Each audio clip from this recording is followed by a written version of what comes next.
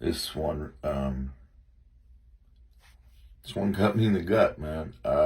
It really did.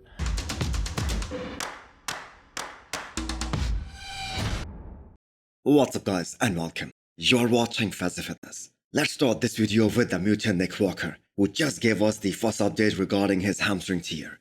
And after a terrible weekend for him, his fans, and the bodybuilding fans in general, because whether you like his physique or not, whether you like his confidence or not, he is one of the biggest names in the industry, and the men's open bodybuilding isn't quite complete without him. So a lot of people believe that the top 3 would have been different if Nick Walker was competing. I am glad to report that it is a partial hamstring tear and a small tear in his calf. And the great news is none of that requires any surgery. I do have a partial hamstring tear and a grade 1 strain little tear in my calf as well. Doctors was actually very impressed with already how quick the healing process has already begun.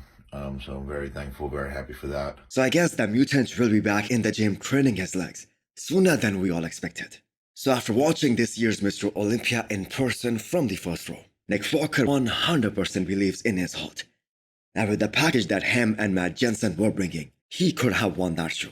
Now you can't disagree with Nick Walker's assessment, but we all know he is always super confident. So I think this setback will only make him a lot more stronger, especially mentally. Now the biggest question is, will the IFBB consider giving him a special invite for the Olympia 2024, or will he have to qualify? Man, Nathan really thought that the win number 12 is in the bag at this upcoming show, which is gonna be Romania Pro, which is happening this weekend, until we saw the official competitors list. So Samson Dauda's name is in that list. I was watching his stories to look for a direct confirmation, but as of right now, he hasn't spoken about it.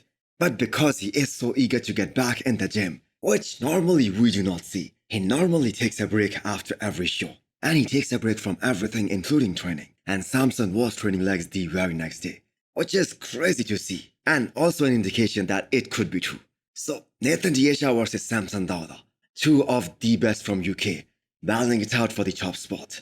The last time they competed against each other was Prague 2021, where Samson was able to beat Nathan, and that happened for the very first time. But as of right now, Samson is in a different league. So it is gonna be cool to see the comparison. Although Nathan called out the guys from 4th to 7th, little did he know that Samson would jump in there. And do not sleep on Behrouz Tabani either. He has been doing all the hard work throughout this year.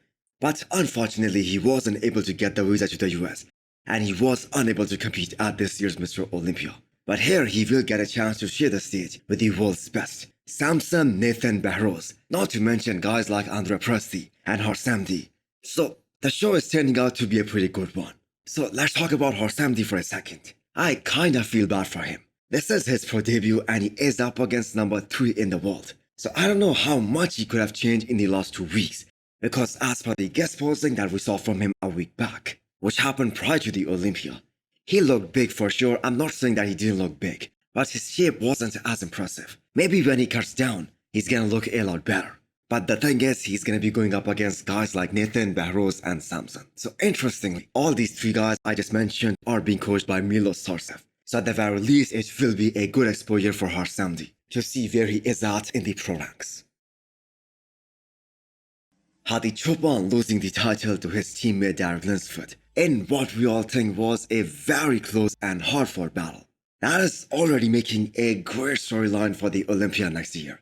Just take a look at the recent post made by Mr. Olympia president, Dan Solomon. So that is how you hype up the event. And I think Hadi Choopan will be more motivated than ever, because him and his fans do not believe that he should have lost that show. So he is 100% a believer that he's coming back next year with a redemption. And just looking at the improvements he has made from 2022 to 2023, I don't think any of us would doubt him. And even in this update, which is post-Olympia, he looks really incredible. And you know what, people who criticized him last year because he wasn't crisp enough, especially from the back, guys like Rich Gaspari was one of them. They had an entirely different take on Hadi this year. In fact, most of these guys had Hadi Choopan winning. Guys like Rich Gaspari, Chris Acito, Milos, Samir Benut. They had Hadi winning the show which is really crazy because they all predicted that Derek is gonna win in their predictions, but they changed their mind after prejudging. So I think one thing we can all agree upon is that it was as close of a show as it could have been. So I am looking forward to another epic battle between these two guys. Plus,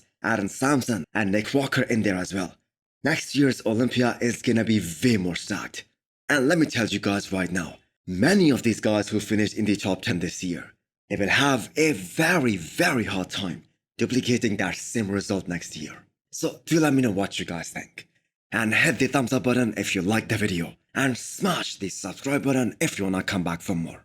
Thanks for watching.